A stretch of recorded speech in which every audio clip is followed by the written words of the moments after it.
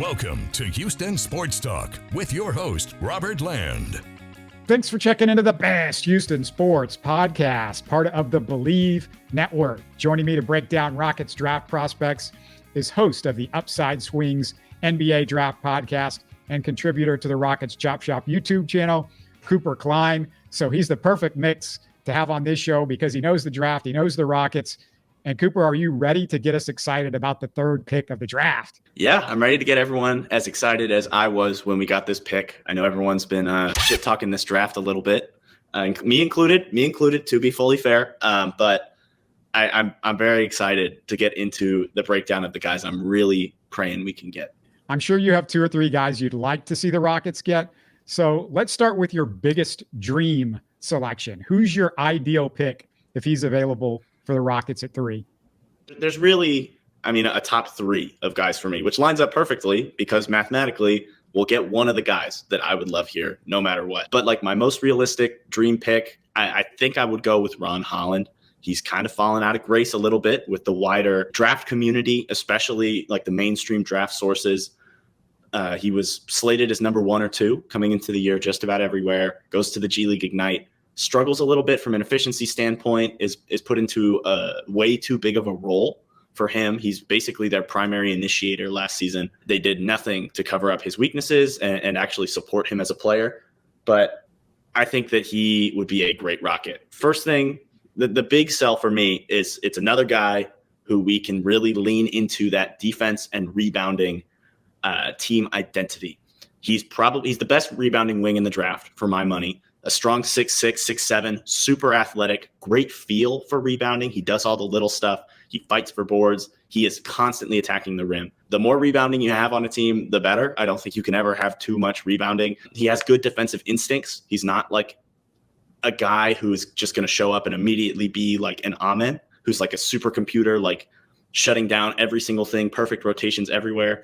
But he's like 19, he's great in the passing lanes at the moment, and he has the length and the way he plays. He's so intense all the time, every single possession, that the defense is going to come. He's going to be a plus defender really soon, and that plus the defense just gives him a floor as like a playable NBA wing. The big thing that people knock him for is his shooting.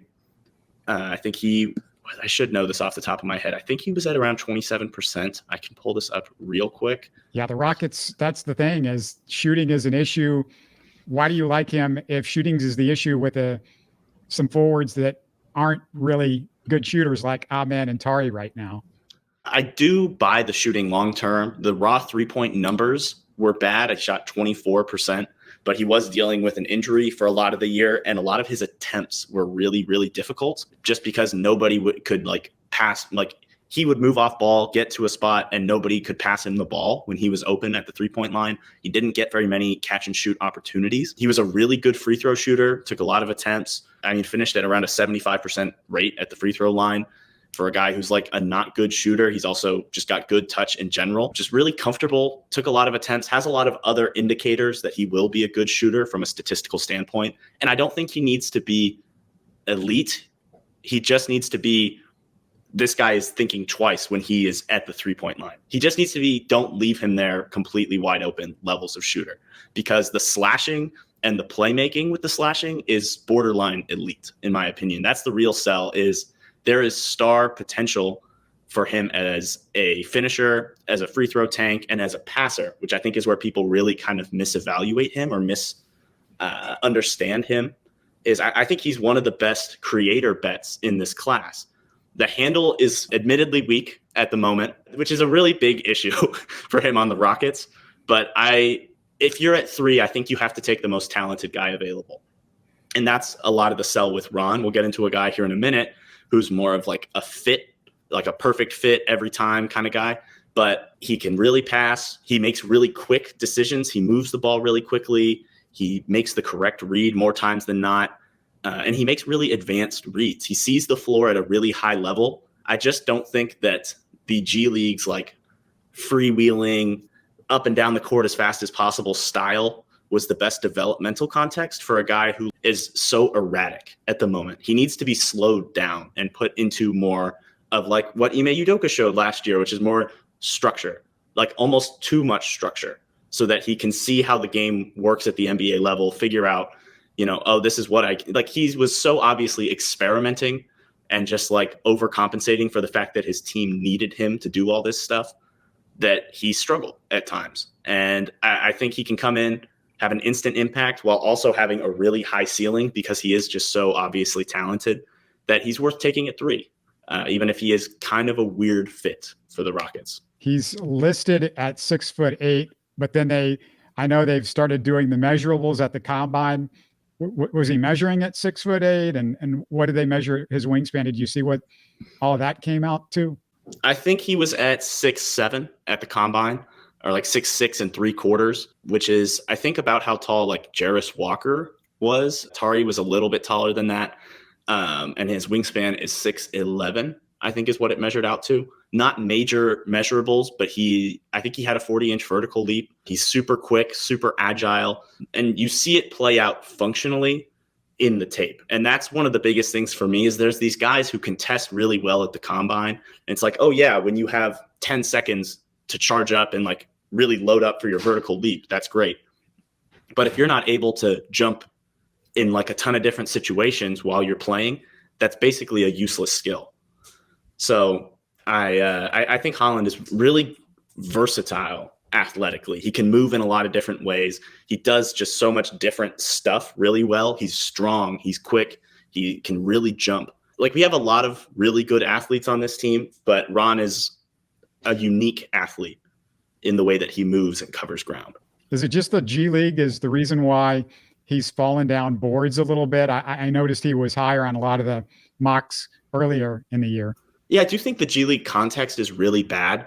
We've seen a lot of guys really struggle efficiency-wise just because the GLI has done such a bad job of putting rosters around them. Like Ron, even at his best, is at like his like 80, 90th percentile outcomes, is your second or third, option offensively. And this is at his peak. And for some reason, for the G League, he's the number one guy every single time down the floor. And John Jenkins, a guy who doesn't pass the ball and all he does is shoot pull-ups, is his secondary.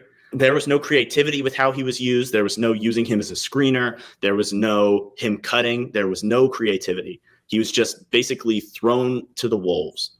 And he struggled. I thought his process was still really good, and he still did a lot of good for how bad that G League Ignite team was. But they were, bad enough to shutter the entire program this year.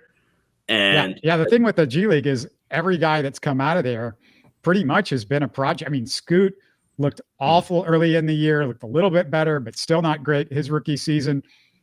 Hardy's still trying to find his way to a degree. We saw what happened with Jalen. It's just been bad all the way around. There's not a guy that's come from the G League that I can recall that just immediately looked good and looked as good, I would say, as most guys coming even from college. Part of their problem is just how poorly run the Ignite has been the entire time that they've operated. That first year, I thought they did a pretty good job of building a roster with ex-NBA vets like Jarrett Jack and, all those other guys who really helped like make Jalen and Jonathan Kuminga especially look really comfortable and put them in like roles that were more similar to what they should be playing as young players and where they would play in other spots. Ever since, they've just been pulling out of, it feels like the garbage bin after having that whole roster basically get picked up by NBA teams. And it's been a traffic jam. There's too many guys now too on that team, right? There's like, we split the G League Ignite into 2 podcasts, and we did the 3 main guys in one. And it was like technically 6 guys in the second podcast who were also prospects.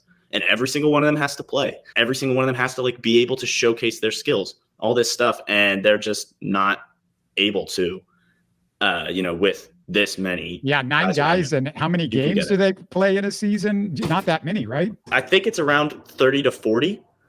Maybe similar to, I guess, a college season. Maybe it's just because Scoot missed so many games. I just thought, is that all the games that he played when he was? He did miss a lot of games through both years. His first year, he didn't start till like halfway through the season. And that second year, he was in and out of the lineup, constantly missing games. Ron is just not somebody that you hear in the top 3 much anymore. Are you pretty much bucking the trend with him? To some degree. They play about 50 games in the G League, and Ron played about 35. That's a lot more than I thought. So, Yeah. okay.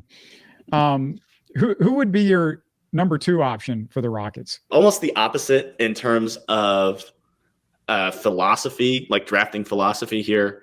Reed Sheppard out of Kentucky, measured just below 6'2", short arms, but had a 42-inch vertical leap.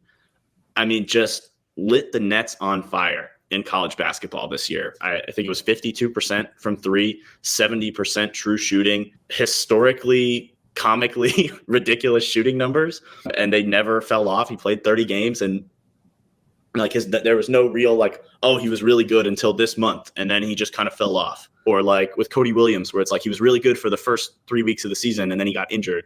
And no, he just took a ton of tough shots and hit them at a ridiculous rate. He's not going to be a 52% three-point shooter in the NBA. But, I mean, every single stat, every single eye test thing that you can look at points to this guy is like the elitist of the elite young shooters that you could imagine. He's a little older for a freshman, but he'll be about 20 on draft night, which is a little younger than Brandon Miller and some of the older freshmen have been in the past, but he is a slightly older prospect. There are some worries about like his top end upside because of his self-creation and all this stuff. But to me, he is so dominant as a shot maker, and even on the defensive end. He's 6'2", but he's ripped, and he's guarding, up and down the lineup. He's guarding college forwards at like 6'8" consistently. He is everywhere on defense. He has he had almost 3 steals and 1 block per 36 minutes last season. Which has got to be one of the better stocks as far as that number goes of the guys being drafted out of college this year, right? Like 4 stocks a game? Yeah, and that's for a 6'2" guard. I mean, that's just ridiculous stuff. And him blocking shots makes me think of Van Vliet because he's, only about 2 inches taller than Fred. But if you're going to start somebody Sheppard size, I guess the concern for Rockets fans is he's got to have point guard potential to begin with, because even as good as he is at 6'2", he's 6'2". So you want him to be able to play point guard. And number 2, if Jalen Green is the long-term answer at the 2, we're talking about a pretty undersized backcourt with him and Sheppard. We're assuming that it's going to take a few years, if he even gets there, for Amen Thompson to be a point guard at some point. And so there's at least another guy that you have as an option if you drafted Sheppard, right? Yeah, so the great thing about Sheppard is he's kind of a simplistic ball handler and playmaker, but he is like, I don't want to compare him to Fred because it's a little lazy, because they're kind of the same size and they're both really good shooters, but they're both really simple but effective passers. Low turnover, just like, this is the right read. I'm going to make it. You're not going to stop me. I'm not going to turn the ball over a ton. He just does the right thing when he has the ball in his hands. The thing with Sheppard is because he can ball handle a little bit, but also play off ball, I think you could have him and Amen run some pseudo Draymond and Steph DHO split, post split type actions where you have Amen as the screener, and both of them are commanding so much defensive attention at all times that if you double, it completely breaks down the defense because, you double Reed because he's a 40% three-point shooter on the wing off of a DHO, and he makes the simple dump off to Amen, and he kicks out to Jabari, who's wide open in the corner for 3. He adds such a unique dimension to this offense while not giving up anything defensively and maybe even adding some stuff defensively that it's really hard for me to argue taking anybody else because he's such a perfect fit. He can ball handle a little bit, and he really fixes the shooting issue. That fit is just so good, and he's so good at those 2 things. He's arguably a better pick than Ron. One of the things that I think is people will look at him because of the color of his skin. He's a white guy, and they'll think, he's got that goofy haircut too. It doesn't help. He's going to be, I mentioned Van Vliet just because of their height, but he's got a 42-inch vert. He's an athlete. I mean, he's a really plus athlete, right? Yeah, he is. He's not like a Ron level athlete. He's got a better vertical leap, but some of that is because he's able to load up and that kind of stuff. He's not as much of a quick twitch athlete as Ron, but he slides his feet pretty well. He's really good actually at contesting around the rim. He's like 6'2", but he's so strong and he is so good at timing that he is like one of the better guards at contesting guys at the rim, even if he's, like the help defender. He's kind of short, but he's able to make up for it and functionally play bigger than he is. Kind of like Eric Gordon did, back when he was with us, where he could lock up Donovan Mitchell. And then the next night you'd have to stick him on a 6'8" power forward, and he could do it just because he's so strong and he's able to use his body, and he's just agile enough to kind of stick with these guys and really use his chest to bother them. I think Reed is just functionally a lot taller than the numbers really paint him out to be. Do you have a third guy that you would be interested in? Just let's say those two guys are gone, or let's say more likely maybe the Rockets don't pick those two. Who would be your third option? Well, the third guy in my top three is kind of the guy I'm assuming to go number one, but you never know, especially in a class like this. There could be two completely random guys going number 1 and 2. Alex Sarr he's French, but he played in the NBL last season. 7-footer. I mean, he would be probably the fastest 7-footer, maybe in NBA history, but he would easily be the fastest 7-footer in the NBA as soon as he comes in. Just super quick. He's really strong, dominant on the boards, can play a couple different defensive coverages, a decent touch, has some handle flashes. He is kind of billed as a guy in this Mobley Chet mold. I don't think he's exactly that. He's a stronger, more of a 5, like a traditional 5 than those guys. He's probably closer to Clint Capella in terms of usage, except unlike Clint, he can actually dribble and has flashes of shooting, right? But his baseline comes into the NBA and does this. Usage is going to be as like a younger Clint Capella, catching lobs, finishing at the rim, playing pick and roll defense, able to slide his feet really well. Before Clint bulked up, he was super agile. I think Sarr can be like that with kind of that star potential because of the shot, because of some of the passing flashes, because of the handle, really just, potentially being able to be a game changer on offense as well. Where would you think he would have been picked if he was in last year's draft? Would he have been picked higher than 6 or 7? Is he going to go ahead of Amen or Sarr or, any of those guys? I probably would have taken him as high as 5. I doubt he goes over either Thompson, but I can see a world where he goes over Bilal and Jarris. I mean, at that point, once you get into the Azar, Bilal, Jarris tier, I think they're all in that tier. Like Sarr is that level of guy. He's really good. He's star potential guy. He's not like an Amen or a Wemby or how Brandon Miller was perceived to be, just like this super game changer who's going to come in and immediately be this guy. I do think he has a higher floor than he gets credit for just because he is so fast and he will run other bigs off the floor. And then if you put a smaller big on him, he's just going to finish over them because he's humongous and actually has the skill to dribble and do that. I don't even think he's like a Chet level guy where Chet was like so obvious on offense and defense, like truly dominant on both ends. I think Sarr is kind of in the middle there in terms of prospectum. Let me ask you, because I know everybody's going to want to ask you this. Donovan Clingan is the guy that I think more of the mocks project to the Rockets right now than anybody else. And Clingan is a guy that, it definitely interests me and excites me because, he's 7'2". He's incredible defensively. He's kind of what Udoka, I think, wanted Brook Lopez to be. So you would get Brook Lopez, but a cheaper version and a younger version. And, maybe somebody with Lopez potential.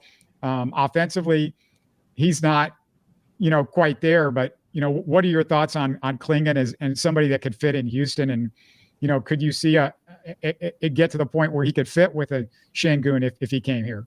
Truth be told, Clingan would be not the worst case scenario because of that defense, like you talked about with Ime. I think that would be a really good fit. But offensively, I think that's a disaster waiting to happen. I don't think Clingan will be better than Şengün or Steven Adams till after his rookie contract. Steven Adams, we're forgetting, is an NBA playoff starting level big. He is absurdly good.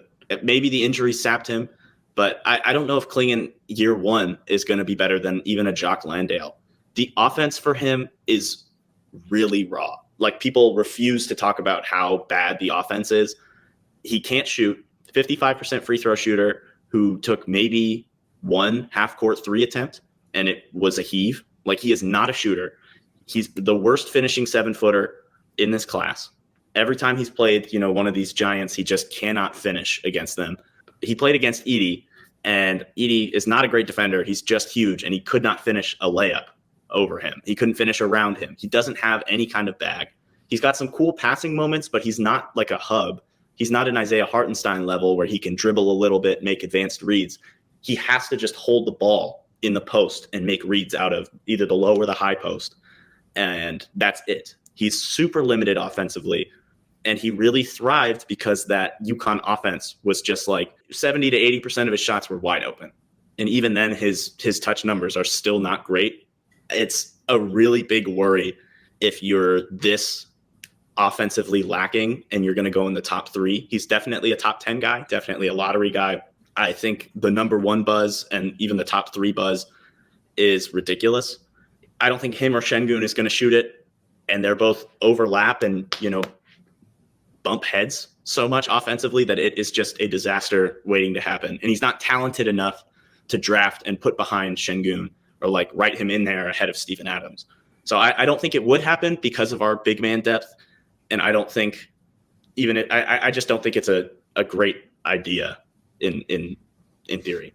Yeah, a couple of things I think of. Number one, I don't think you would expect him to be ahead of Steven Adams, but the nice thing is to have Steven Adams to just work with him. If you brought him in, that would be a big bonus because of what Steven Adams could bring to his game. And Steven Adams is only signed for this year. So you don't know if you're going to have Steven Adams beyond this year. Number two, one of the guys I think of, not tremendous offensively, but he really came in and had a great rookie year defensively and looked pretty good, was Walker Kessler. Is he compared at all to Kessler, do you think, coming out? So I think they're almost like inverses. They're the same. They're different sides of the same coin. Where Kessler's defense really fell off this year. That Jazz team, he was their primary anchor, and they were the 23rd ranked defense or 24th or something like that. They were a bottom 10 defense, and that's not all on Kessler, but he played next to 2 other 6'10 plus guys at all times. That should have been a good defense, with the point of attack defenders they have, with the size they have on that team. Kessler, I'm not saying he's awful or anything like that. I'm not going to, whatever. But his defense really fell off. His offense was really good and has been really good. His touch is incredible. He's one of the best touch finishers for a 7-footer in the league. He can pass it a little bit. He's a really good screener and roller. He's gotten a lot better at that over the last year. Clingan, his strengths are all defensively, where he is like just so fundamentally sound. His timing is really good. He's so long. He doesn't like shot block chase like teams have kind of found out Kessler did. I could see that kind of success in year one, where he comes in and just is so big and takes teams by surprise how good he is. Once word's out about here's what you do to Clingan, at least offensively, he's going to really, really struggle. I think the defense is NBA level, and it will be NBA level and for a long time, but that offense is just so tough. One thing that would probably be similar, though, to Steven Adams is he was a great screener, and that UConn team ran a lot of sophisticated sets. I think he'll come into the NBA being a 2-year player, national champion, 2 years, knowing how to play some winning basketball, know what that takes. And, maybe the passing is something that at least you could sell a little bit as far as like, okay, this guy has a little bit more potential than you would hope. But the offense, it sounds like the offense, you say they're just not really a lot to work with offensively. And they're probably, if there's not much now, there might not be much down the road. Yeah, the other worry is that he only played like 20 minutes a game last year. And that's not because of foul trouble even. He just is like not in that great of shape. That can obviously be improved with NBA conditioning, but he's so big. If he plays all 82 games, he is going to be gassed, even playing 10 minutes a game by game 30. That's a really big worry. Like a guy like Zach Edey playing, 36 minutes a night at a bigger size. Obviously he's older and he struggled, but not even to the same degree at younger ages. Like Edey, just how athletic and just how good his endurance is really impressive. And Clingan's just not there. There's so many like smaller red flags with Clingan that kind of add up over time. And even in a class like this, I just can't get behind taking him top 3. If I was the Spurs, I wouldn't take him. Maybe if you're Detroit and you really buy Duran's shot, I could see him going as high as 5. But to be an NBA center, you have to do something on offense. You either have to be like a really good rebounder or a really good finisher and screen and roller. And he's a good screener, but he's not good enough at finishing or short roll passing to be like this is his job and his niche in the NBA. So it's just kind of a tougher sell than it seems like people want it to be. If the Rockets, say, made a deal, moved down a few spots in the draft, maybe pick up a role player or something like that, give me a guy or two that you would say, okay, if they're a few spots lower, I mean, Portland's at 7. That's a good team that might be looking for something. They might fall in love with somebody that they want to get at the 3 spot because they're in that rebuild mode. And, they might be willing to give up one of their veterans to the Rockets. What guy or two do you like if they trade down? I would really be looking at a guy like Dalton Knecht out of Tennessee. Not a ton of size for a wing player, but he's tall enough. The defense is a little worrying, but the offense, he can really shoot. He can really shoot off the dribble. He can handle the ball some for a wing, and he can pass. He's a dribble, pass, shoot wing on offense, and I think he's really good at the shooting part. He's smart. He can get to the rim. He can finish. Just a really talented offensive wing who I wouldn't feel comfortable taking at 3 because he's like 23. But if you traded down, got some extra assets, I do think one of Ron or Reed would be there if you traded down. But I think Knecht, if those guys aren't there, kind of gives you that same sell as Reed to a lesser extent. Just is going to come in, is like actually really good at these things. He's a good ball handler, a really good shooter, a good enough passer to fit in whatever offense you want him to. And you bet that he's tall enough and that it's easy to hide him on defense. And I don't think he's like an awful defender to where he has to be hidden all the time. But if he can be like a Max Strus, where he's like defending the 4th player on offense and like sometimes gets switched onto a star and can survive and that kind of thing, then that's a really valuable player that's worth taking at 7, especially in this class. He's a sure thing. You can't go wrong with that. Last name, unless you have anything to say on Knecht. Well, now Dalton, from what I have seen, one of the things that he is graded down on is he's 23. If he was 20, where would people look at him in the draft? Would that change where they would pick him? Would this be somebody that even the Rockets should look at the 3 spot if he was 20 instead of 23? I think he would get more legitimate top 3 buzz. I don't think he's as good as Reed. So like every argument you can make for Reed, you could make to a slightly lesser extent with Dalton, but they'd be about the same age and Knecht would be a little taller. So some teams would probably, like Detroit, would probably value him above Reed because he has more size. What did he measure at? What do you measure at? I think he's at like 6'5". I think that he's listed 6'6". I think he measured just below 6'5" or at 6'5".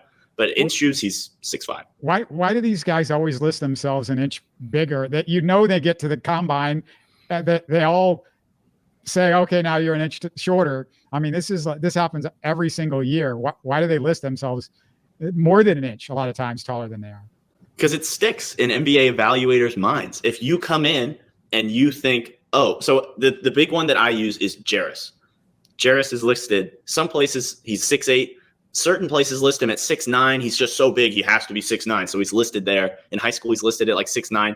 He gets measured, he's 6'6 3/4". And like I saw him in person, I thought he was like 6'8". He's a huge dude.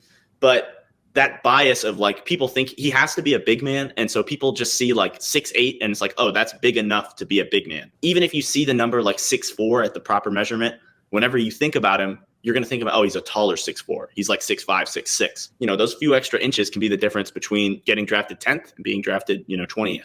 It's or if you're Sharif Cooper, 2 inches is the difference between being drafted in the 2nd round and being a lottery pick. Like, especially just because of all the politics and just the dumb stuff that NBA teams do, these little numbers really matter. And you got to lie to kind of, set their minds, a little higher than they are.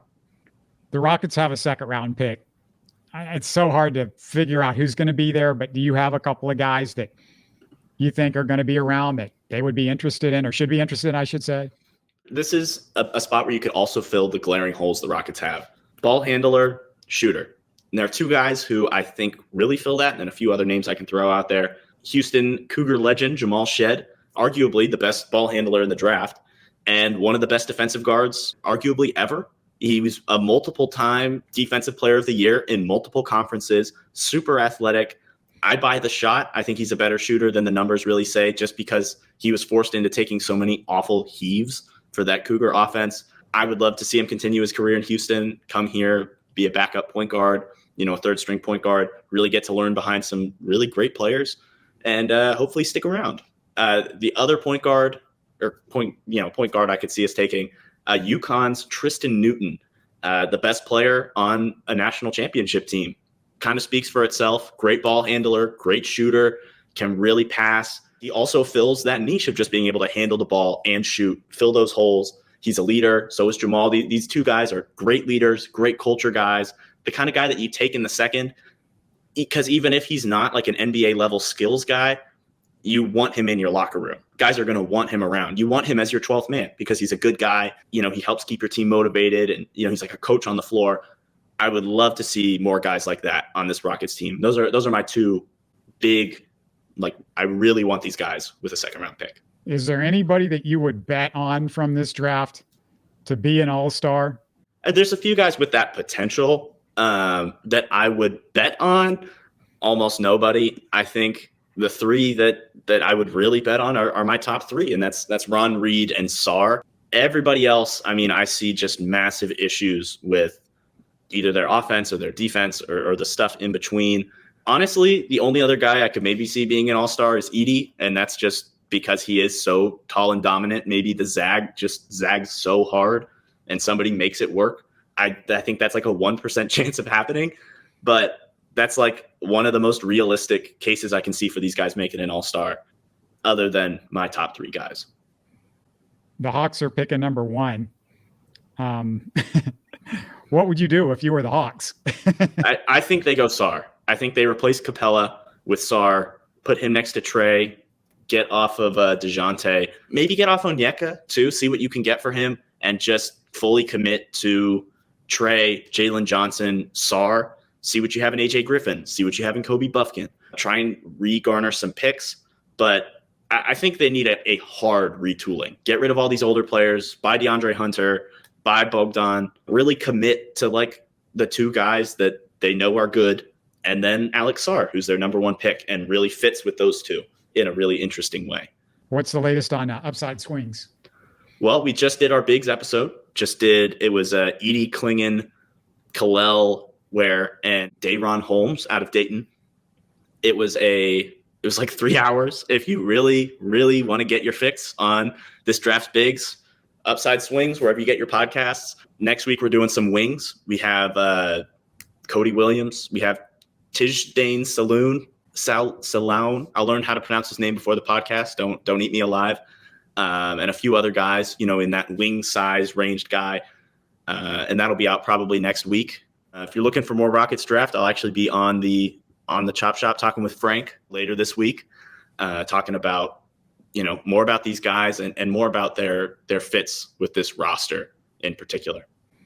You pronounced Dalton Connect without the K. I have heard the K. Has that changed? And I have no idea. So I don't watch with sound. That's part of my issue. I don't watch these games with the announcers. So it's all like 90% my assumption on what these guys' names are. Connect, Necht. So the only Cougs game I watched, which are the only games I watched with sound, he played last year, first game of the season. I was at that game, so I didn't get to hear the announcer say his name, and I haven't watched a Tennessee game with sound.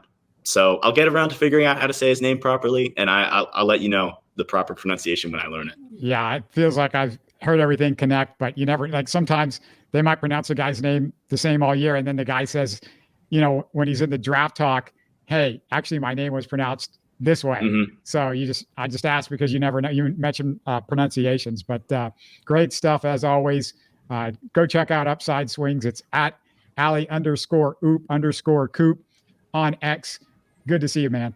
Hey, great talking to you. And hopefully we'll be able to talk once we're a little closer to draft time and we have a better idea what's going on. Sure thing. We'll talk soon. You're listening to Houston Sports Talk.